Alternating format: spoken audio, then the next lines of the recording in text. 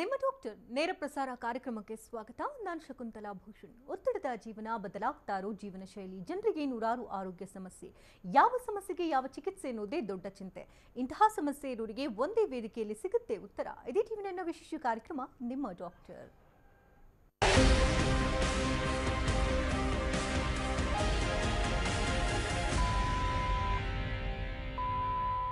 ಆಧುನಿಕ ಜೀವನ ಶೈಲಿಯ ಶಾಪದಿಂದ ತಾರುಣ್ಯದಲ್ಲಿಯೇ ಮಾರಕ ಕಾಯಿಲೆಗಳಿಗೆ ಜನರು ತುತ್ತಾಗ್ತಿದ್ದಾರೆ. ಅಂಥ ಕಾಯಿಲೆಗಳಲ್ಲಿ ಒಂದು ಆರ್ಥ್ರೈಟಿಸ್. ಮನುಷ್ಯನ ದೇಹವನ್ನು ಜರ್ಜರಿತಗೊಳಿಸೋ ಕಾಯಿಲೆಗಳಲ್ಲಿ ಆರ್ಥ್ರೈಟಿಸ್ ಅಂದರೆ ಸಂಧಿವಾತವು ಕೂಡ ಒಂದು. ಮೊದಲೆಲ್ಲ ಆರ್ಥ್ರೈಟಿಸ್ ವೃದ್ಧಾಪ್ಯದಲ್ಲಿ ಕಾಣಿಸ್ಕೊಳ್ತಾ ಇತ್ತು. ಮೂಳೆಯ ಸವೆತದಿಂದ ವೃದ್ಧಾಪ್ಯದಲ್ಲಿ ನೋವು ಕಾಣಿಸ್ಕೊಳ್ತಿತ್ತು. ಮೂಳೆಗಳ ಸವೆತದಿಂದ ಬೆನ್ನು, ಮಂಡಿ ಮತ್ತು ಸೊಂಟ ಭಾಗದಲ್ಲಿ ನೋವು ಕಾಣಿಸಿಕೊಳ್ಳುವುದು ಆರ್ಥ್ರೈಟಿಸ್ನ ರೋಗ ಲಕ್ಷಣಗಳಾಗಿದೆ. ಇನ್ನು ಆಧುನಿಕ ಜೀವನ ಶೈಲಿ ಮತ್ತು ಕ್ಯಾಲ್ಸಿಯಂ ಕೊರತೆಯಿಂದ ಆರ್ಥ್ರೈಟಿಸ್ ಕಾಣಿಸ್ಕೊಳ್ತಾ ಇದೆ. ಆರ್ಥ್ರೈಟಿಸ್ ನೋವುಕಾರಕ ಕಾಯಿಲೆಯಾಗಿರಬಹುದು, ಆದರೆ ಸರಿಯಾದ ಮುನ್ನೆಚ್ಚರಿಕಾ ಕ್ರಮವನ್ನು ವಹಿಸಿದ್ರೆ ಈ ಕಾಯಿಲೆಯಿಂದ ದೂರ ಆಗಬಹುದು. ಅಲ್ಲದೆ ಸಮರ್ಪಕ ಚಿಕಿತ್ಸೆ ಪಡೆಯೋದ್ರಿಂದ ಈ ನೋವಿನಿಂದ ಮುಕ್ತಿಯನ್ನ ಹೊಂದಬಹುದು. ಹಾಗಾದ್ರೆ ಹೋಮಿಯೋಪತಿನಲ್ಲಿ ಇದಕ್ಕೆ ಯಾವ ರೀತಿ ಚಿಕಿತ್ಸೆ ಇದೆ, ಎಷ್ಟು ವಿಧವಾದ ಆರ್ಥ್ರೈಟಿಸ್ಗಳಿದೆ, ಇದೆಲ್ಲದರ ಬಗ್ಗೆ ಸಂಪೂರ್ಣ ಮಾಹಿತಿಯನ್ನು ಕೊಡೋದಕ್ಕೆ ನಮ್ಮ ಜೊತೆಗಿರ್ತಾರೆ ನಮ್ಮ ಹೋಮಿಯೋಪತಿ ವೈದ್ಯರಾದಂತಹ ಡಾಕ್ಟರ್ ನಾಜಿಯಾ ಅವರು. ಬನ್ನಿ ಅವರ ಕಾರ್ಯಕ್ರಮಕ್ಕೆ ವೆಲ್ಕಮ್ ಮಾಡ್ಕೋಣ. Madam, welcome to the show. Thank you. Arthritis ಅಂತಂದ್ರೆ ಹಿಂದಿನ ಕಾಲದಲ್ಲಿ ತುಂಬಾ ಏಜ್ ರಿಲೇಟೆಡ್ ಪ್ರಾಬ್ಲಮ್ ಅಂತ ನೋಡ್ತಾ ಇದ್ವಿ, ವಯಸ್ಸಾದವರಲ್ಲಿ ಕಾಣಿಸ್ಕೊಳ್ತಾ ಇದೆ. ಇತ್ತೀಚಿನ ದಿನಮಾನಗಳಲ್ಲಿ ತಾರುಣ್ಯದಲ್ಲಿಯೇ ಈ ಒಂದು ಕಾಯಿಲೆನ ನಾವು ಗಮನಿಸ್ತಾ ಇದ್ವಿ. ನಾನಾ ರೀತಿ ಆರ್ಥ್ರೈಟಿಸ್ಗಳನ್ನು ಕೂಡ ನಾವು ಗಮನಿಸ್ತಾ ಇದ್ವಿ. ಏನಿದು ಆರ್ಥ್ರೈಟಿಸ್, ಯಾವ ರೀತಿ ಮನುಷ್ಯನ ಬಾಧಿಸುತ್ತೆ? ಆರ್ಥ್ರೈಟಿಸ್ ಎಂಬುದು ಯಾವಾಗ ನಮ್ಮ ಸಂಧಿಗಳಲ್ಲಿ ನೋವು, ಉರಿ, ಊತ ಕಾಣಿಸ್ಕೊಳ್ಳುತ್ತೆ. ಇಂಥ ಸಂದರ್ಭಗಳಲ್ಲಿ ನಾವು ಒಬ್ಬರಿಗೆ ಆ ವ್ಯಕ್ತಿಗೆ ಆರ್ಥ್ರೈಟಿಸ್ ಸಮಸ್ಯೆ ತೊಂದರೆ ಇರ್ಬೋದು ಅಂತ ನಾವು ಡಯಾಗ್ನೋಸ್ ಮಾಡ್ಬೋದು. ಸೊ ಆರ್ಥ್ರೈಟಿಸ್ ಎಂಬುದು ಹಿಂದೆ ನಾವು ನೋಡ್ತಾ ಇದ್ವಿ age related. So usually 55 years ಆದಮೇಲೆ ಮೂಳೆಗಳ ಸವೆತದಿಂದ ಕಾಣಿಸ್ಕೊಳ್ಳೋ ಒಂದು ಸಮಸ್ಯೆ ಅಂತ ಕಂಡು ಬರ್ತಿತ್ತು. ಬಟ್ ಇತ್ತೀಚಿನ ದಿನಗಳಲ್ಲಿ ಲೈಫ್ ಸ್ಟೈಲಿಂದ ಇರ್ಬೋದು ಅಥವಾ ನಮ್ಮ ಆಹಾರ ಪದ್ಧತಿಗಳಿಂದ ಇರ್ಬೋದು, ತುಂಬ ಚಿಕ್ಕ ವಯಸ್ಕರಲ್ಲೂ ಕೂಡ ಆರ್ಥ್ರೈಟಿಸ್ ಅಥವಾ ಜಾಯಿಂಟ್ ಸಮಸ್ಯೆಗಳು, ನೋವುಗಳು ಕಾಣಿಸ್ಕೊಳ್ತಾ ಇದೆ ಅಂತ ಹೇಳ್ಬೋದು. ಸೊ ಮೊದಲನೇದಾಗಿ ಹೇಳಬೇಕಾದ್ರೆ ಆಸ್ಟಿಯೋ ಆರ್ಥ್ರೈಟಿಸ್ ಎಂಬ ಸಮಸ್ಯೆ ತುಂಬಾ ಕಾಮನ್ ಆಗಿ ನಮ್ಮ ದಿನನಿತ್ಯದ ಪ್ರಾಕ್ಟೀಸಲ್ಲಿ ನಾವೇನು ನೋಡ್ತೀವಿ, ಇದು ತುಂಬ ಕಾಮನ್ ಆಗಿ ಕಾಣಿಸ್ಕೊಳ್ಳೋ ಒಂದು ಆರ್ಥ್ರೈಟಿಸ್ ಅಂತ ಹೇಳ್ಬೋದು. ಸೊ ಯೂಶ್ವಲಿ ನಮ್ಮ ದೇಹದ ಲಾರ್ಜರ್ ಜಾಯಿಂಟ್ಸ್ ಏನಿದೆಯೋ, ಅಂದರೆ ನಮ್ಮ ಮಂಡಿ ಇರ್ಬೋದು ಅಥವಾ ನಮ್ಮ ಹಿಪ್ ಜಾಯಿಂಟ್ ಇರ್ಬೋದು ಅಥವಾ ನಮ್ಮ ಶೋಲ್ಡರ್ ಜಾಯಿಂಟ್ ಇರ್ಬೋದು, ಈ ಜಾಯಿಂಟ್ಸ್ಗಳನ್ನು ಕಾಮನ್ ಆಗಿ ಎಫೆಕ್ಟ್ ಮಾಡುವಂಥ ಆರ್ಥ್ರೈಟಿಸ್ ಹೇಳಬೇಕಾದ್ರೆ ಆಸ್ಟಿಯೋ ಆರ್ಥ್ರೈಟಿಸ್. ಸೊ ಈ ಒಂದು ಸಮಸ್ಯೆ ವಯಸ್ಸಾಗ್ತಾ ಆಗ್ತಾ ನಮ್ಮಲ್ಲಿ ಮೂಳೆಗಳ ಸಾಂದ್ರತೆ ಕಮ್ಮಿ ಆಗ್ತಾ ಇರೋದ್ರಿಂದ ನಮ್ಮ ದೇಹದಲ್ಲಿ ಕ್ಯಾಲ್ಶಿಯಂ ಅಥವಾ ವಿಟಮಿನ್ ಡಿ ಕೊರತೆಯಿಂದ ಕಾಣಿಸ್ಕೊಳ್ಳುವ ಒಂದು ಆರ್ಥ್ರೈಟಿಸ್ ಅಂತ ಹೇಳ್ಬೋದು. ಇದನ್ನು ನಾವು ಆಸ್ಟಿಯೋ ಆರ್ಥ್ರೈಟಿಸ್ ಅಂತ ಹೇಳ್ತೀವಿ. ಸೊ ಇನಿಷಿಯಲ್ ಸ್ಟೇಜಸಲ್ಲಿ ತುಂಬ ಪೇಷಂಟ್ಸಲ್ಲಿ ನಾವು ನೋಡ್ತೀವಿ ಮಂಡಿ ನೋವು ಕಾಣಿಸ್ಕೊಳ್ಳೋದು, ನಡೆಯೋಕ್ಕೆ ಓಡಾಡೋಕ್ಕೆ ತೊಂದರೆ ಆಗೋದು, ಕಷ್ಟ ಆಗುವಂಥದ್ದು, ನಿಧಾನಕ್ಕೆ ಊತ ಕಾಣಿಸ್ಕೊಳ್ಳೋದು ಅಥವಾ ಮಂಡಿ ಬಿಗಿಯಾಗುವಂಥದ್ದು, ಮಡ್ಚಕ್ಕೆ ತೊಂದರೆ ಆಗೋದು, ನಡೆಯೋಕ್ಕೆ ಓಡಾಡೋಕ್ಕೆ ತುಂಬಾ ಕಷ್ಟ ಕಾಣಿಸ್ಕೊಳ್ಳೋದು. ಸೊ ಈ ಥರ ಲಕ್ಷಣಗಳಿರುತ್ತೆ. ಸೊ ಯೂಶ್ವಲಿ ಇದೊಂದು ಡಿಜನರೇಟಿವ್ ಪ್ರೋಸೆಸ್ ಅಂತ ಕರಿತೀವಿ ನಾವು. ಸೊ ಏಜ್ ಆಗ್ತಾ ಆಗ್ತಾ ನಮ್ಮ ಮೂಳೆಗಳ ಸಾಂದ್ರತೆ ಕಮ್ಮಿ ಆಗ್ತಾ ಇರೋದ್ರಿಂದ ಈ ಒಂದು ಡಿಜನರೇಷನ್ ಅಂದರೆ ಮೂಳೆಗಳ ಸವೆತವನ್ನು ನಾವು ನೋಡ್ತೀವಿ. ಸೊ ಈ ಪ್ರಾಬ್ಲಮನ್ನು ಏಜ್ ರಿಲೇಟೆಡ್ ಒಂದು ಸಮಸ್ಯೆ ಅಂತ ಕರಿಬಹುದು. ಬಟ್ ಖಂಡಿತವಾಗಿಯೂ ಇನಿಷಿಯಲ್ ಸ್ಟೇಜಸ್ಸಲ್ಲಿ ಇದನ್ನು ಡಯಾಗ್ನೋಸ್ ಮಾಡಿದರೆ ಇದನ್ನು ಪ್ರೋಗ್ರೆಸ್ ಆಗೋದನ್ನು ನಾವು ತಡಿತಾ ಹೋಗ್ಬೋದು. ಡೆಫಿನೆಟ್ ಆಗಿ ಇದನ್ನು ನಾವು ಪ್ರೋಗ್ರೆಷನನ್ನು ಅವಾಯ್ಡ್ ಮಾಡ್ತಾ ಹೋಗ್ಬೋದು. ಅಂದರೆ ಆರ್ಥ್ರೈಟಿಸ್ ಅಂದರೆ ಈಗ ಫ್ಯಾಮಿಲಿ ಹಿಸ್ಟ್ರಿ ಏನಾದರೂ ಇರುತ್ತೆ ಅಥವಾ ಇದು life style disease? C usually family history ಕೂಡ ತುಂಬ ಕೇಸಸಲ್ಲಿ ಇರುತ್ತೆ. ಸೊ ತಂದೆ ತಾಯಿಗೆ ಯಾವುದೇ ಒಂದು ಸಮಸ್ಯೆ, ಮೇ ಬಿ ಡಯಾಬಿಟಿಸ್ ಇರ್ಬೋದು ಅಥವಾ ಹೈಪರ್ ಟೆನ್ಷನ್ ಇರ್ಬೋದು, ಅದೇ ಥರ ಆರ್ಥ್ರೈಟಿಸ್ ಕೂಡ ಪೇರೆಂಟ್ಸಿಗಿದ್ದರೆ ಆ ಒಂದು ಪ್ರಾಬ್ಲಮ್ ಮಕ್ಕಳಿಗೂ ಬರುವ ಒಂದು ಸಾಧ್ಯತೆ ಇರತ್ತಂತ ಹೇಳ್ತೀವಿ ನಾವು. ಬಟ್ ಡೆಫಿನೆಟ್ಲಿ ನಮ್ಮ ಲೈಫ್ ಸ್ಟೈಲ್ ಅಥವಾ ನಮ್ಮ ಫುಡ್ ಫ್ಯಾಕ್ಟರ್ ಕೂಡ ಇದಕ್ಕೆ ಮುಖ್ಯವಾದ ಕಾರಣ ಆಗುತ್ತಂತ ಹೇಳ್ಬೋದು. ಯಾಕಂದರೆ ಫ್ಯಾಮಿಲಿ ಹಿಸ್ಟ್ರಿ ಇದ್ದಾಗ usually age related may be after 50 years ಅಥವಾ 55 ಇಯರ್ಸ್ ಆದಮೇಲೆ ಈ ಒಂದು ಸಮಸ್ಯೆ ನಮ್ಮಲ್ಲಿ ಕಂಡು ಬರ್ಬೋದಂತ ನಮಗೊಂದು ಇಂಡಿಕೇಶನ್ ಸಿಗುತ್ತೆ. ಬಟ್ ಅರ್ಲಿ ಏಜಸ್ಸಲ್ಲಿ ಕಂಡು ಬರ್ತಾ ಇದೆಯಂದರೆ ಡೆಫಿನೆಟ್ಲಿ ಇದು ನಮ್ಮ ಲೈಫ್ ಸ್ಟೈಲ್ ಕಾಸಸ್ಸಿಂದ ಇರ್ಬೋದು ಅಥವಾ ಚಟುವಟಿಕೆ ಇಲ್ಲದ ಜೀವನ ಶೈಲಿ. ಬಿಕಾಸ್ ನಾವು ತುಂಬ ಕೇಸಸಲ್ಲಿ ಇವಾಗ ನೋಡ್ತೀವಿ ಫಿಸಿಕಲ್ ಆ್ಯಕ್ಟಿವಿಟೀಸ್ ಯಾವುದೇ ಥರದ್ದಿರಲ್ಲ, ತುಂಬಾ ಒಂದು ಸೆಡೆಂಟ್ರಿ ಆಗಿರುವ ಒಂದು ಲೈಫ್ ಸ್ಟೈಲನ್ನು ಯಾರು ಫಾಲೋ ಮಾಡ್ತಾ ಇರ್ತಾರೋ ಅಂಥವರಲ್ಲಿ ಜಾಯಿಂಟ್ಸ್ ಮೇಲೆ ಹೆಚ್ಚಾಗಿ ಭಾರ ಬೀಳೋದ್ರಿಂದ ಅಥವಾ ನಿಂತ್ಕೊಂಡೆ ಕೆಲಸ ಮಾಡುವವರಲ್ಲಿ ಅಥವಾ ಜಾಯಿಂಟ್ ಮೊಬಿಲಿಟಿ ಯಾರಲ್ಲಿ ತುಂಬಾ ಕಮ್ಮಿ ಇರುತ್ತೋ ಅಂಥವರಲ್ಲಿ ಅರ್ಲಿ ಸ್ಟೇಜಸ್ಸಲ್ಲೇ ಈ ಒಂದು ಡಿಜನರೇಷನ್ ಪ್ರೋಸೆಸ್ ಸ್ಟಾರ್ಟ್ ಆಗ್ಬೋದು. ಅಥವಾ ತುಂಬ ಕಾಮನ್ ಆಗಿ ಇತ್ತೀಚೆಗೆ ನೋಡುವಂಥದ್ದು ಹಾರ್ಮೋನಲ್ ಇಂಬ್ಯಾಲೆನ್ಸಸ್. ಸೊ ಥೈರಾಯ್ಡ್ ಸಮಸ್ಯೆಗಳಿಂದ ಇರ್ಬೋದು ಹಾರ್ಮೋನಲ್ ಇಂಬ್ಯಾಲೆನ್ಸಸ್ಸಿಂದ ಇರ್ಬೋದು. ಸೊ ತುಂಬ ಪೇಷಂಟ್ಸ್ ನಮ್ಮಲ್ಲಿ ಬರುವವರು ಹೇಳ್ತಾರೆ ಕ್ಯಾಲ್ಶಿಯಂ ಸಪ್ಲಿಮೆಂಟ್ಸ್ ಇರ್ಬೋದು ಅಥವಾ ವಿಟಮಿನ್ ಡಿ ಸಪ್ಲಿಮೆಂಟ್ಸ್ ನಾನು ರೆಗ್ಯುಲರ್ ಆಗಿ ತೊಗೊಳ್ತಾ ಇದ್ದೀನಂತ. ಬಟ್ ಅದರ ಅಬ್ಸಾರ್ಪ್ಷನ್ ಕೂಡ ಇಂಪಾರ್ಟೆಂಟ್ ಅಂತ ಹೇಳ್ಬೋದು. ಸೊ ಯಾರಲ್ಲಿ ಮೆಟಬಾಲಿಕ್ ಡಿಸಾರ್ಡರ್ಸ್ ಇರುತ್ತೆ, ಡಯಾಬಿಟಿಸ್ ಇರ್ಬೋದು ಅಥವಾ ಥೈರಾಯ್ಡ್ ಸಮಸ್ಯೆಗಳಿರ್ಬೋದು, ಇಂಥ ಸಮಸ್ಯೆಗಳಿರುವವರಲ್ಲಿ ಸರಿಯಾಗಿ ಅವರು ಫುಡ್ಡಲ್ಲಿ ಕ್ಯಾಲ್ಶಿಯಂ ಅಥವಾ ವಿಟಮಿನ್ ಡಿ ಸಪ್ಲಿಮೆಂಟ್ಸ್ ತೊಗೊಳ್ತಾ ಇದ್ದರೂ ಕೂಡ ಅದು ಅಬ್ಸಾರ್ಪ್ಷನ್ ಲೆವೆಲಲ್ಲಿ ಕೆಲವೊಬ್ಬರಲ್ಲಿ ಸಮಸ್ಯೆಗಳು ಉಂಟಾಗಬಹುದು. ಆ್ಯಂಡ್ ತುಂಬ ಜನರಲ್ಲಿ ಡೆಫಿಷಿಯನ್ಸಿಯಿಂದಲೂ ಬರುತ್ತೆ. ಸೊ ಕ್ಯಾಲ್ಶಿಯಂ ಅಥವಾ ವಿಟಮಿನ್ ಡಿ ಕೊರತೆಯಿಂದ ಸೊ ಇತ್ತೀಚಿನ ದಿನಗಳಲ್ಲಿ ನಾವು ನೋಡ್ತಾ ಇದ್ದೀವಿ. ಸೊ ತುಂಬಾ ಕಾಮನ್ ಆಗಿ ತುಂಬ ಜನ ಜಂಕ್ ಫುಡ್ಗೆ ಮೊರೆ ಹೋಗ್ತಿದ್ದಾರೆ. ಸೊ ನಮ್ಮ ಆಹಾರದಲ್ಲಿ ಪೌಷ್ಟಿಕಾಂಶದ ಕೊರತೆಯಿಂದ ಕೂಡ ನಮ್ಮ ಜಾಯಿಂಟ್ಸಿಗೆ ಬೇಕಾಗಿರುವ ಕ್ಯಾಲ್ಶಿಯಂ ಅಥವಾ ವಿಟಮಿನ್ ಡಿ ಸರಿಯಾಗಿ ಸಿಕ್ಕಿಲ್ಲ ಅಂದರೂ ಕೂಡ ನಮ್ಮ ಮೂಳೆಗಳ ಸಾಂದ್ರತೆ, ನಮ್ಮ ಮೂಳೆಗಳ ಡೆನ್ಸಿಟಿ ಇರ್ಬೋದು, ಆ ಸ್ಟ್ರೆಂತ್ ಏನಿದೆ ನಮ್ಮ ಬೋನ್ಸಲ್ಲಿ ಅದು ಕಮ್ಮಿ ಆಗ್ತಾ ಹೋಗ್ಬೋದು ಅಂತ ಹೇಳ್ಬೋದು. ಓಕೆ, ಈಗ ಕ್ಯಾಲ್ಶಿಯಂ ಕೊರತೆ ಇದೆ ಅಂತ ತುಂಬ ಜನ ಸಪ್ಲಿಮೆಂಟ್ಸ್ ಮೊರೆ ಹೋಗ್ತಾರೆ. ಸೊ ಅಂದರೆ ಈಗ ಸಪ್ಲಿಮೆಂಟ್ಸ್ ತಗೊಳ್ಬೇಕಾದ್ರೂ ನಾವು ಗಮನಿಸಬೇಕಾಗಿದೆ ನಮ್ಮ ದೇಹಕ್ಕೆ ಎಷ್ಟು ಅಗತ್ಯತೆ ಇದೆ ಅದನ್ನು ನೋಡ್ಕೊಂಡಿಲ್ಲ ಅಂತಂದರೆ ಓವರ್ ವೆಯ್ಟ್ ಆದರೆ ಮತ್ತೆ ಎಗೈನ್ ಆರ್ಥರೈಟಿಸ್ ಸಮಸ್ಯೆ ಮತ್ತಷ್ಟು ಉಲ್ಬಣ ಆಗೋ ಸಾಧ್ಯತೆ ಇರುತ್ತೆ. ಇದನ್ನು ಯಾವ ರೀತಿ ಮೇಂಟೈನ್ ಮಾಡಬೇಕು, ಬ್ಯಾಲೆನ್ಸ್ ಮಾಡಬೇಕು? ತುಂಬ ಜನರಲ್ಲಿ ತುಂಬ ಪೇಷಂಟ್ಸ್ ನಮ್ಮಲ್ಲಿ ಬರುವವರು ಕೂಡ ಸಪ್ಲಿಮೆಂಟ್ಸನ್ನು ಆಲ್ರೆಡಿ ತಗೊಳ್ತಾ ಇರ್ತಾರೆ. ನೋಡಿ, ಸಪ್ಲಿಮೆಂಟ್ಸ್ ಬೇಕಾಗಿರೋದು ಯಾರಲ್ಲಿ ಕರೆಕ್ಟಾಗಿ ಅವರು ಫುಡ್ಡಲ್ಲಿ ಆ ಒಂದು ಕ್ಯಾಲ್ಶಿಯಂ ಇರ್ಬೋದು ಅಥವಾ vitamin D day to day requirement ಸರಿಯಾಗಿ ಫುಲ್ಫಿಲ್ ಆಗ್ತಾ ಇಲ್ಲ ಅಂದರೆ ಮಾತ್ರ ಸಪ್ಲಿಮೆಂಟ್ಸ್ ತಗೊಳ್ಳೋ ಅವಶ್ಯಕತೆ ಬರುತ್ತೆ. ಸೊ ನ್ಯಾಚುರಲ್ ಆಗಿ ನಾವು ಹಾಲು, ಮೊಸರು ಅಥವಾ ರಾಗಿ ಪ್ರಾಡಕ್ಟ್ಸನ್ನು ರೆಗ್ಯುಲರ್ ಆಗಿ ನಮ್ಮ ಫುಡ್ಡಲ್ಲಿ ಕನ್ಸ್ಯೂಮ್ ಮಾಡ್ತಾ ಇದ್ದೀವಿ. ಡೈಲಿ ಮಾರ್ನಿಂಗ್ ಅಥವಾ ಈವ್ನಿಂಗ್ ವಾಕ್ಸ್ಗೆ ರೆಗ್ಯುಲರ್ ಆಗಿ ಹೋಗ್ತಾ ಇದ್ದೀವಿ. Maybe half an hour walks ಕೂಡ ಸಫಿಷಿಯೆಂಟ್ ಆಗುತ್ತೆ. ಸೊ ವಿಟಮಿನ್ ಡಿ ನಮ್ಮ ಬಾಡಿಯಲ್ಲಿ ನ್ಯಾಚುರಲ್ ಆಗಿ ಸಿಂಥಸೈಸ್ ಆಗೋಕ್ಕೆ. ಸೊ ಈ ಥರ ಒಂದು ಲೈಫ್ ಸ್ಟೈಲನ್ನು ನಾವು ಫಾಲೋ ಮಾಡ್ತಾ ಹೋದರೆ ಡೆಫಿನೆಟ್ಲಿ ಸಪ್ಲಿಮೆಂಟ್ಸ್ ಅವಶ್ಯಕತೆ ಇರಲ್ಲ. ಓಕೆ, ಜೊತೆಗೆ ಆಕ್ಸಿಡೆಂಟ್ಸ್ ಆಗಿರುತ್ತೆ. ಆ ಸಂದರ್ಭಗಳಲ್ಲಿ 3 ಮಂತ್ಸ್ ಅಥವಾ 6 ಮಂತ್ಸ್ ಬೆಡ್ ರೆಸ್ಟ್ ಆ ಥರ ಎಲ್ಲ ಹೋಗಿರ್ತಾರೆ. ಆ ಬೆಡ್ ರೆಸ್ಟಿಂದ ಬಂದ ನಂತರದಲ್ಲೂ ಈ ರೀತಿ ಸಮಸ್ಯೆಗಳು ಕಾಣಿಸ್ಕೊಳ್ತಾರೆ, ನಾವು ಗಮನಿಸ್ತಾ ಇದ್ದೀವಿ. ಇದ್ಯಾಕೆ ಈ ರೀತಿ ಆಗ್ತಾ ಇದೆ? ಸೊ ತುಂಬ ಜನರಲ್ಲಿ ನೋಡಿ, ಯಾರಲ್ಲಿ ಮೊಬಿಲಿಟಿ ಇರಲ್ಲ, ಜಾಯಿಂಟ್ಸ್ ಮೂವ್ಮೆಂಟ್ ಮಾಡ್ತಾ ಇರಲ್ಲ. ಸೊ ಮೇ ಬಿ 8 ಅವರ್ಸ್ ಅಥವಾ 10 ಅವರ್ಸ್ ಕೂತ್ಕೊಂಡೇ ಇರುವ ಒಂದು ಜಾಬನ್ನು ತುಂಬ ಜನ ಫಾಲೋ ಮಾಡ್ತಾ ಇರ್ತಾರೆ. ಅಥವಾ ವಾಕ್ ಮಾಡೋಕ್ಕಿರ್ಬೋದು, ಎಕ್ಸಸೈಸ್ ಮಾಡೋಕ್ಕಿರ್ಬೋದು, ಯಾವುದೇ ಒಂದು ವ್ಯಾಯಾಮ ಮಾಡೋಕ್ಕೆ ಅವ್ರ ಹತ್ರ ಟೈಮ್ ಇರಲ್ಲ. ಸೊ ತುಂಬ ಜನರಲ್ಲಿ ಜಾಯಿಂಟ್ಸಲ್ಲಿ ಮೊಬಿಲಿಟಿ ಕಮ್ಮಿ ಇರೋದ್ರಿಂದ ಅಥವಾ ಜಾಯಿಂಟ್ಸ್ ಮೋಷನ್ ಕಮ್ಮಿ ಮಾಡ್ತಾ ಇರೋದ್ರಿಂದ ಕೂಡ ಆರ್ಥರೈಟಿಸ್ ಸಮಸ್ಯೆಗಳು ಹೆಚ್ಚಾಗಿ ಬರ್ತಾ ಇದೆಯಂತ ನೋಡ್ತಾ ಇದ್ದೀವಿ ನಾವು. ಸೊ ನಮ್ಮ ಜಾಯಿಂಟ್ ಏನಿದೆಯೋ, 2 ಮೂಳೆಗಳು ಸೇರುವ ಜಾಗ, ಇದನ್ನು ನಾವು ಏನು ಜಾಯಿಂಟ್ ಅಂತ ಕರಿತೀವೋ, ಅದರ ಮಧ್ಯದಲ್ಲಿ ಸೈನೋವಿಯಲ್ ಫ್ಲೂಯಿಡ್ ಅಂತ ಇರುತ್ತೆ. ಈ ದ್ರವ ಏನಿರುತ್ತೋ 2 ಮೂಳೆಗಳನ್ನು ಪ್ರೊಟೆಕ್ಟ್ ಮಾಡ್ತಾ ಇರುತ್ತೆ. ಅಲ್ಲಿರುವ ಕಾರ್ಟಿಲೇಜನ್ನು ಪ್ರೊಟೆಕ್ಟ್ ಮಾಡುತ್ತೆ. ಈ ಕಾರ್ಟಿಲೇಜ್ ವೇರ್ ಆ್ಯಂಡ್ ಟೇರ್ ಆಗಬಾರ್ದು. ಈ ಕಾರ್ಟಿಲೇಜ್ ಯಾವುದೇ ರೀತಿಯ ಒಂದು ವೇರ್ ಆ್ಯಂಡ್ ಟೇರ್ಗೆ ಎಕ್ಸ್ಪೋಸ್ ಆಗಬಾರ್ದು ಅಥವಾ ಡ್ಯಾಮೇಜ್ ಆಗಬಾರ್ದಂತ ಈ ಕಾರ್ಟಿಲೇಜ್, ಈ ಸೈನೋವಿಯಲ್ ಫ್ಲೂಯಿಡ್ ಇದನ್ನು ಸಪೋರ್ಟ್ ಮಾಡ್ತಾ ಇರುತ್ತೆ. ಸೊ ಏಜ್ ಆಗ್ತಾ ಆಗ್ತಾ ಏನಾಗುತ್ತೆ, ತುಂಬ ಜನರಲ್ಲಿ ವೇಟ್ ಪುಟ್ ಆನ್ ಆಗುವ ಚಾನ್ಸಸ್ ಇರುತ್ತೆ. ಅಗೇನ್ ಇದಕ್ಕೂ ಕೂಡ ಎಕ್ಸಸೈಸ್ ಇಲ್ಲದೆ ಇರೋದ್ರಿಂದ ಇದು ಒಂದು ಕಾರಣ ಇರ್ಬೋದು. ಸೊ ಎಕ್ಸಸೈಸಸ್ ಯಾವುದೇ ರೀತಿ ಮಾಡಲ್ಲ ಅಥವಾ ಮಹಿಳೆಯರಲ್ಲಿ ಹಾರ್ಮೋನಲ್ ಇಂಬ್ಯಾಲೆನ್ಸಸ್ ಆಗ್ತಾ ಇದೆ, ಪೀರಿಯಡ್ಸ್ ಇರ್ರೆಗ್ಯುಲರ್ ಆಗ್ತಾ ಇದೆ ಅಂದರೆ ಡೆಫಿನೆಟ್ಲಿ ಅವರೊಂದು ವೇಟ್ ಪುಟ್ ಆನ್ ಆಗುವ ಚಾನ್ಸಸ್ ಇರುತ್ತೆ. ಸೊ ವೇಟ್ ಪುಟ್ ಆನ್ ಆಗ್ತಾ ಇದೆ ಅಂದರೆ ಸೊ ವೇಟ್ ಬೇರಿಂಗ್ ಜಾಯಿಂಟ್ಸ್ ಮೇಲೆ ಹೆಚ್ಚಾಗಿ ನಾವು ನೋಡ್ತೀವಿ. ಸೊ ಮೇ ಬಿ ನಮ್ಮ ಹಿಪ್ ಜಾಯಿಂಟ್ ಇರ್ಬೋದು ಅಥವಾ ನೀ ಜಾಯಿಂಟ್ ಇರ್ಬೋದು. ಈ ಒಂದು ಆರ್ಥರೈಟಿಸ್ ಪ್ರಾಬ್ಲಮ್ ಹೆಚ್ಚಾಗಿ ಆ ಒಂದು ಜಾಯಿಂಟ್ಸಲ್ಲಿ ಇನಿಷಿಯಲ್ ಸ್ಟೇಜಸಲ್ಲಿ ಸ್ಟಾರ್ಟ್ ಆಗುತ್ತೆ. ಸೊ ಈಗ ಆರ್ಥರೈಟಿಸ್ ಅಂದ ತಕ್ಷಣ ಅಥವಾ ನಮಗೆ ಒಂದು ಜಾಯಿಂಟಲ್ಲಿ ನೋವು ಬರ್ತಾ ಇದೆ ಅಂದ ತಕ್ಷಣ ಬರೀ ಅದಕ್ಕೆ ಆ ಮೇಲ್ನೋವನ್ನು ಕಮ್ಮಿ ಮಾಡೋಕ್ಕೆ ಬರೀ ಯಾವುದೇ ಒಂದು ಮಾತ್ರೆ ತೊಗೊಳ್ಳೋದು ಒಂದೇ ಅಲ್ಲ.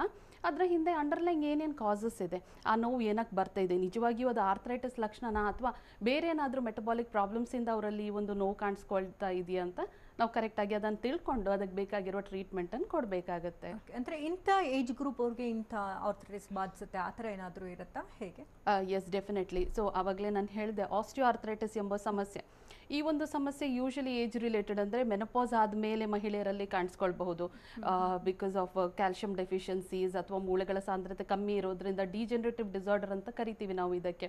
So especially larger joints effect ಆಗುವಂಥದ್ದು, ನೀ ಜಾಯಿಂಟ್ ಇರ್ಬೋದು ಅಥವಾ ಹಿಪ್ ಜಾಯಿಂಟ್ ಅಥವಾ ಭುಜ ನೋವು ಬರುವಂಥದ್ದು, ಈ ಥರ ಸಮಸ್ಯೆಯನ್ನು ನಾವು ನೋಡ್ತೀವಿ. ಸೊ ಇದೇ ಥರ ಅರ್ಲಿ ಏಜಸ್ಸಲ್ಲಿ, ಈವನ್ ಚಿಕ್ಕ ವಯಸ್ಸಲ್ಲಿ, ಈವನ್ ಮಕ್ಕಳಿಗೂ ಕೂಡ ತುಂಬ ಸತಿ ನಾವು ನೋಡ್ತೀವಿ ಆರ್ಥರೈಟಿಸ್ ಸಮಸ್ಯೆ ಇರುತ್ತೆ. ಸೊ ರೊಮೆಟೋಯ್ಡ್ ಆರ್ಥರೈಟಿಸ್ ಎಂಬ ಒಂದು ಕಾಯಿಲೆ ಏಜ್ ರಿಲೇಟೆಡ್ ಇರಲ್ಲ. So it can start from an early age. Even ಮಕ್ಕಳಲ್ಲೂ ಕೂಡ ಇದು ಕಾಣಿಸ್ಕೊಳ್ಬೋದು ಅಥವಾ ಮಿಡಲ್ ಏಜ್ ಗ್ರೂಪ್ಸಲ್ಲೂ ಕೂಡ ಇದು ಕಾಣಿಸ್ಕೊಳ್ಳೋ ಒಂದು ಸಮಸ್ಯೆ ಅಂತ ಹೇಳ್ಬೋದು. ಸೊ ಇದರಲ್ಲಿ ಏನಾಗುತ್ತೆ ಅಂದರೆ ಸ್ಮಾಲರ್ ಜಾಯಿಂಟ್ಸ್ ಎಫೆಕ್ಷನ್ ಸ್ಟಾರ್ಟಿಂಗಲ್ಲಿ ಇರುತ್ತೆ. ಅಂದರೆ ನಮ್ಮ ಕೈ ಇರ್ಬೋದು, ಬೆರಳುಗಳಿರ್ಬೋದು ಅಥವಾ ನಮ್ಮ ಕಾಲು ಜಾಯಿಂಟ್ಸ್ ಇರ್ಬೋದು, ಬೆಟ್ಟುಗಳಿರ್ಬೋದು, ಇರ್ಬೋದು, ಇವುಗಳಲ್ಲಿ ನೋವು ಬರುವಂಥದ್ದು, ಬೆಳಿಗ್ಗೆ ಎದ್ದ ತಕ್ಷಣ ಬಹಳ ಸ್ಟಿಫ್ನೆಸ್ ಇರೋದು, ಸೊ ಮೂವ್ಮೆಂಟ್ ಮಾಡೋಕ್ಕೂ ತೊಂದರೆ ಆಗುತ್ತೆ. ಸೊ ಈ ಜಾಯಿಂಟ್ಸ್ಗಳು ಬಿಗಿ ಆಗುವಂಥದ್ದು, ಸೊ ಮೂವ್ ಮಾಡೋಕ್ಕೆ ತೊಂದರೆ ಆಗೋದು, ಈ ಥರ ಸಮಸ್ಯೆಗಳಿರುತ್ತೆ. ಜೊತೆಯಲ್ಲಿ ಶಿಫ್ಟಿಂಗ್ ಟೈಪ್ ಆಫ್ ಪೇನ್, ಅಂದರೆ ಒಂದು ಜಾಯಿಂಟಿಂದ ಇನ್ನೊಂದು ಜಾಯಿಂಟ್ ಎಫೆಕ್ಟ್ ಆಗುವಂಥದ್ದು. ಸೊ ಇದರಲ್ಲಿ ಹೇಳಬೇಕಾದ್ರೆ ಪ್ರತಿಯೊಂದು ನಮ್ಮ ದೇಹದ ಎಲ್ಲ ಜಾಯಿಂಟ್ಸ್ಗಳು ಕೂಡ ಎಫೆಕ್ಟ್ ಆಗ್ತಾ ಹೋಗುತ್ತೆ. ಸೊ ನಿಧಾನಕ್ಕೆ ಲಾರ್ಜರ್ ಜಾಯಿಂಟ್ಸ್ ಎಫೆಕ್ಷನ್ ಕೂಡ ಇರುತ್ತೆ. ಆ್ಯಂಡ್ ತುಂಬ ಪೇಷಂಟ್ಸಲ್ಲಿ ಚಳಿಗಾಲದಲ್ಲಿ ಸಮಸ್ಯೆ ಹೆಚ್ಚಾಗುತ್ತೆ ಅಂತ ಹೇಳ್ತಾರೆ. ಜಾಯಿಂಟ್ಸ್ ಬಿಗಿ ಆಗುವಂಥದ್ದು, ಅಥವಾ ತಣ್ಣೀರಲ್ಲಿ ಕೈ ಹಾಕಿದ ತಕ್ಷಣ ನೋವು ಹೆಚ್ಚಾಗಿಬಿಡೋದು, ಈವನ್ ಜಾಯಿಂಟ್ ಶೇಪ್ ಕೂಡ ಚೇಂಜ್ ಆಗ್ತಾ ಹೋಗುತ್ತೆ. That is in the later degenerative stages. ಯಾವಾಗ ಪ್ರೋಗ್ರೆಸ್ ಆಗ್ತಾ ಹೋಗುತ್ತೋ ಕಾಯಿಲೆ, ಆವಾಗ ಅವರಲ್ಲಿ ಈ ಜಾಯಿಂಟ್ಸ್ ಆಕಾರದಲ್ಲೂ ಕೂಡ ತುಂಬ ಜನರಲ್ಲಿ ಬದಲಾವಣೆಗಳು ಕಾಣಿಸ್ಕೊಳ್ಳುತ್ತೆ. ಇವತ್ತಿನ ಸಂಚಿಕೆಯಲ್ಲಿ ಆರ್ಥರೈಟಿಸ್ ಬಗ್ಗೆ ಮಾತನಾಡ್ತಾ ಇದ್ವಿ, ವಿಧಗಳ ಬಗ್ಗೆ ಕೂಡ ತಿಳ್ಕೊಳ್ತಾ ಇದ್ವಿ. ಮತ್ತಷ್ಟು ಮಾಹಿತಿನ ಡಾಕ್ಟರ್ ನಾಜಿಯಾ ಅವರೇ ಇದ್ದಾರೆ, ತಿಳ್ಕೊಳ್ಳೋಣ. ನಾವು ಮಾತಾಡ್ತಾ ಇದ್ವಿ. ಈಗ ಒಬ್ಬರಿಗೆ ಒಂದು ರೀತಿ ಆರ್ಥರೈಟಿಸ್ ಅಥವಾ ಆಸ್ಟಿಯೋ ಆರ್ಥರೈಟಿಸ್ ಏನಾದರೂ ಬಾಧಿಸ್ತಾ ಇದೆ ಅಂತಂದರೆ ಬೇರೆ ಆರ್ಥರೈಟಿಸ್ಗಳು ಅವ್ರಿಗೆ ಒಕ್ಕರಿಸ್ಕೊಳ್ಳೋ ಸಾಧ್ಯತೆಗಳಿರುತ್ತಾ? Yes, definitely. ನೋಡಿ, ಆರ್ಥರೈಟಿಸ್ ಅಂದರೆ ಒಬ್ಬ ವ್ಯಕ್ತಿಯಲ್ಲಿ ಬರೀ ಒಂದೇ ಥರದ ಆರ್ಥರೈಟಿಸ್ ಇರುತ್ತಂತ ಹೇಳೋಕ್ಕಾಗಲ್ಲ. ಇವಾಗ ನಾವು ತುಂಬ ಪೇಷಂಟ್ಸಲ್ಲಿ ನೋಡ್ತೀವಿ, ಆಸ್ಟಿಯೋ ಆರ್ಥರೈಟಿಸ್ ಆಲ್ರೆಡಿ ಅವರಿಗಿರುತ್ತೆ, ಅಂದರೆ ಜಾಯಿಂಟ್ ಸಮಸ್ಯೆ ಆಲ್ರೆಡಿ ಇರುತ್ತೆ, ನೀ ಜಾಯಿಂಟ್ ಪೇನ್ ಇರುತ್ತೆ. ಅದರ ಜೊತೆಯಲ್ಲಿ ಬೇರೆ ರೀತಿಯ ಆರ್ಥರೈಟಿಸ್ ಕೂಡ ಅವರಲ್ಲಿ ಕಂಡು ಬರ್ಬೋದು. ಈಗ ತುಂಬ ಜನರಲ್ಲಿ ಸ್ಕಿನ್ ಪ್ರಾಬ್ಲಮ್ಸ್ ಇರುತ್ತೆ, ಅದರ ಜೊತೆಯಲ್ಲಿ ಆರ್ಥರೈಟಿಸ್ ಇರುತ್ತೆ. ಇದನ್ನು ನಾವು ಸೋರಿಯಾಸಿಸ್ ಇರುವವರಲ್ಲೂ ಕೂಡ ಜಾಯಿಂಟ್ ಸಮಸ್ಯೆಗಳು ಕಂಡು ಬರುತ್ತೆ. ಸೊ ಇದನ್ನು ನಾವು ಸೋರಿಯಾಟಿಕ್ ಆರ್ಥರೈಟಿಸ್ ಅಂತ ಹೇಳ್ತೀವಿ. ಸೊ ಜಾಯಿಂಟ್ ಸಮಸ್ಯೆ ಇದು ತುಂಬ ವರ್ಷದಿಂದ ಅದಕ್ಕೆ ಮೆಡಿಕೇಶನ್ ತಗೊಳ್ತಾ ಇರ್ತಾರೆ. ಒಂದು ಕಡೆ ಅವರಲ್ಲಿ ಜಾಯಿಂಟ್ ಸಮಸ್ಯೆ ಕಮ್ಮಿ ಆಗ್ತಾ ಬರ್ಬೋದು, ಅಥವಾ ಅದೂ ಕಂಟ್ರೋಲಿಗೆ ಬರಲ್ಲ ಒಬ್ಬೊಬ್ಬರಲ್ಲಿ. ಅದರ ಜೊತೆಯಲ್ಲಿ ಈ ಒಂದು ಕಾಯಿಲೆ ಏನಿದೆಯೋ ಒಳಗಡೆನೇ ಅವ್ರ ದೇಹದಲ್ಲಿ ಹರಡ್ತಾ ಇರುತ್ತೆ. ಸೊ ಬೇರೆ ಬೇರೆ ಜಾಯಿಂಟ್ಸನ್ನು ಕೂಡ ಎಫೆಕ್ಟ್ ಮಾಡ್ತಾ ಇರುತ್ತೆ. ಸೊ ಇದನ್ನು ನಾವು ಸೋರಿಯಾಟಿಕ್ ಆರ್ಥರೈಟಿಸ್ ಅಂತ ಹೇಳ್ಬೋದು. ಇದೇ ಅಲ್ಲದೆ ಯಂಗರ್ ಏಜಲ್ಲಿ ಅಥವಾ ಮಿಡ್ಲ್ ಏಜ್ ಗ್ರೂಪ್ಸಲ್ಲಿ ಗೌಟಿ ಆರ್ಥರೈಟಿಸ್ ಅನ್ಬೋದು ತುಂಬ ಕಾಮನ್ ಅಂತ ಹೇಳ್ಬೋದು. ಸೊ ಎಸ್ಪೆಷಲಿ ಪುರುಷರಲ್ಲಿ ಧೂಮಪಾನ ಮದ್ಯಪಾನ ಮಾಡೋದ್ರಿಂದ ಏನಾಗುತ್ತೆ ಅಂದರೆ ಅವರಲ್ಲಿ ಒಂಥರದ ಆರ್ಥರೈಟಿಸ್ ಉಂಟಾಗುವ ಸಾಧ್ಯತೆ ಇರುತ್ತೆ. ಸೊ ಇದರಲ್ಲಿ ಗೌಟಿ ಆರ್ಥರೈಟಿಸಲ್ಲಿ ಎಸ್ಪೆಷಲಿ ನಮ್ಮ ಹೆಬ್ಬೆಟ್ಟಲ್ಲಿ ನೋವು ಕಂಡು ಬರೋದು, ಚಿಕ್ಕ ಜಾಯಿಂಟ್ಸಲ್ಲಿ ನೋವು ಕಂಡು ಬರೋದು, ಪ್ರಿಕ್ಕಿಂಗ್ ಟೈಪ್ ಆಫ್ ಪೇನ್ಸ್ ಅಂತ ಹೇಳ್ತೀವಿ, ಒಂಥರ ಚುಚ್ಚೋ ಥರ ನೋವು ಇರುತ್ತೆ.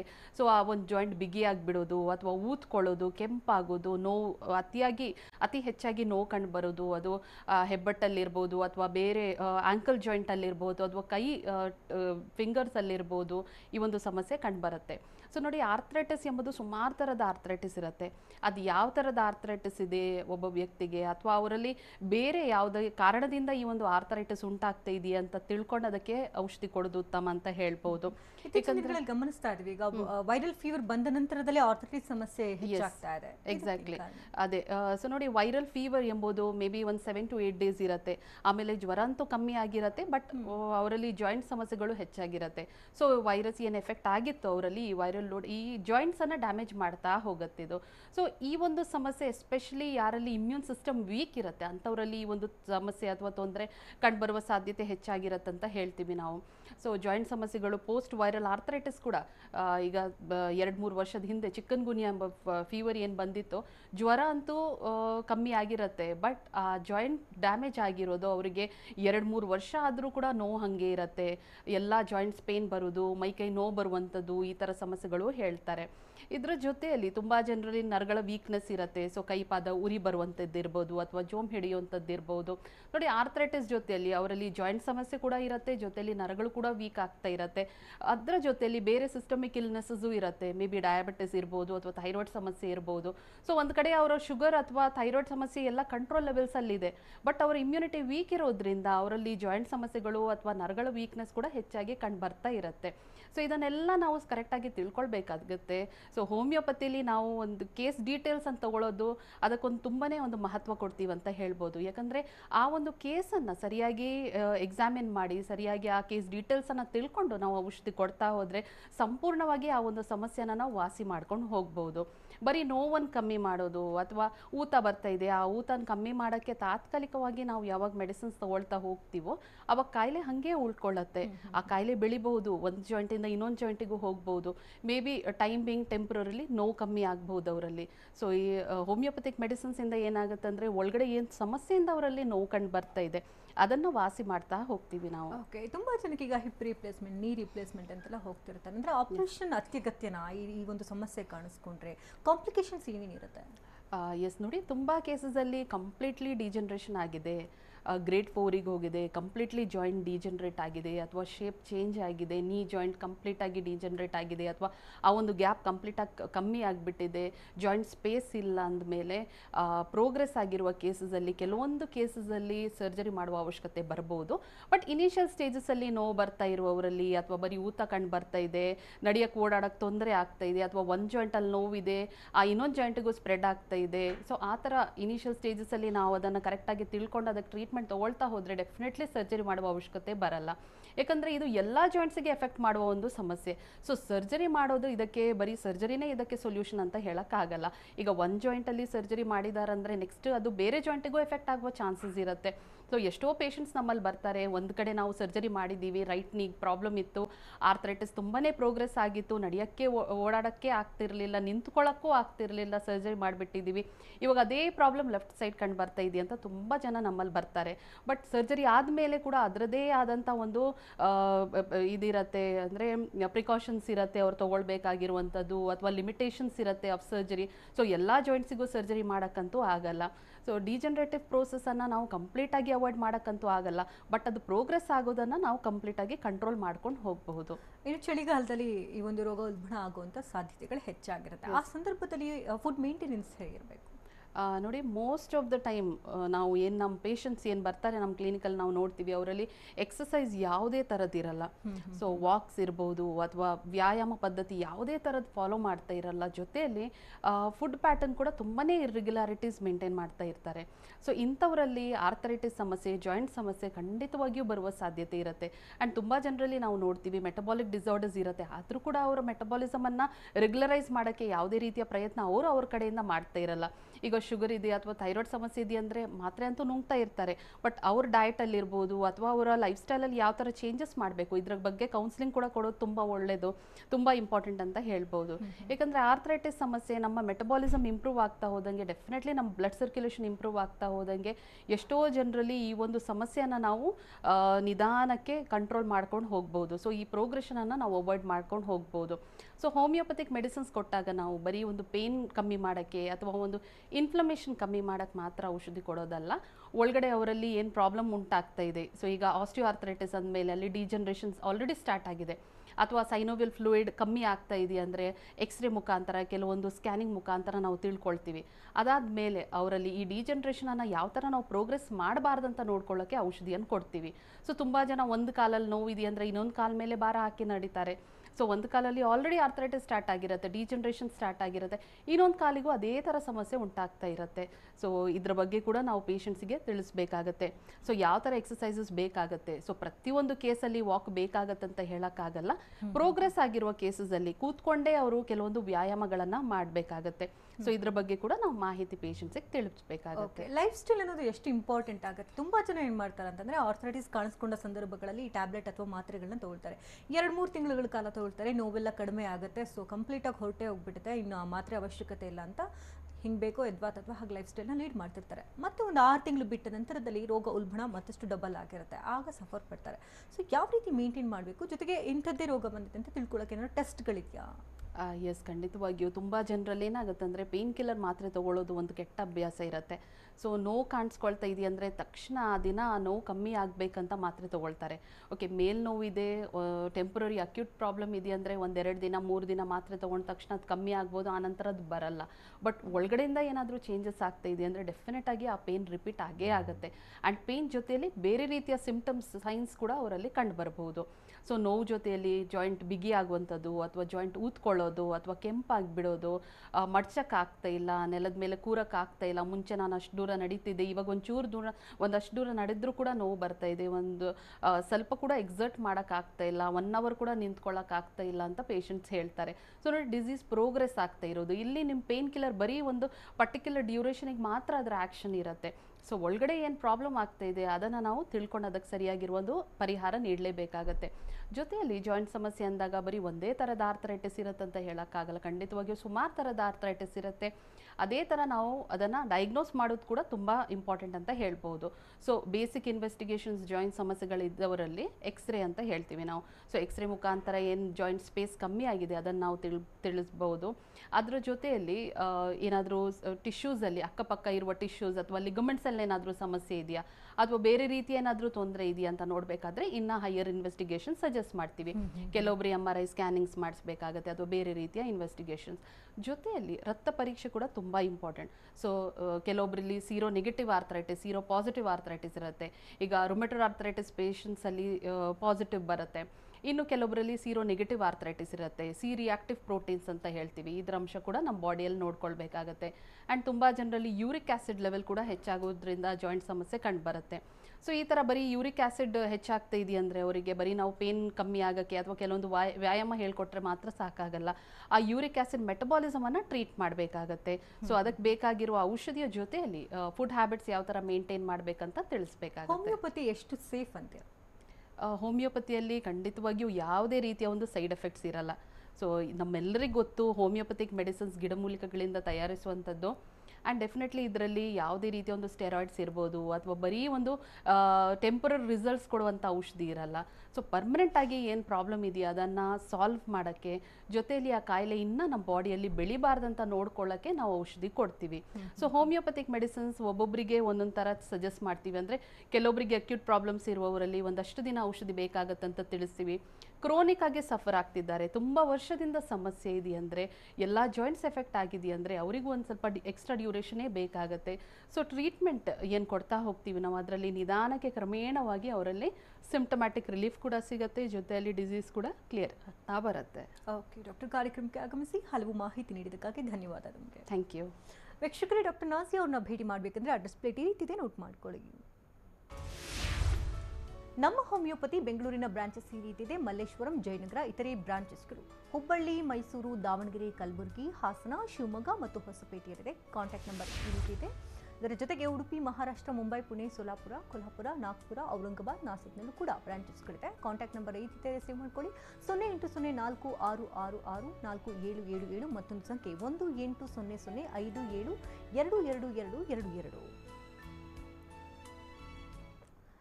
ಇದು ಈ ಹೊತ್ತಿನ ವಿಶೇಷ. ನಿಮ್ಮ ಡಾಕ್ಟರ್. ನಿರಂತರ ಸುದ್ದಿಗಾಗಿ ನೋಡ್ತೀರಿ TV9.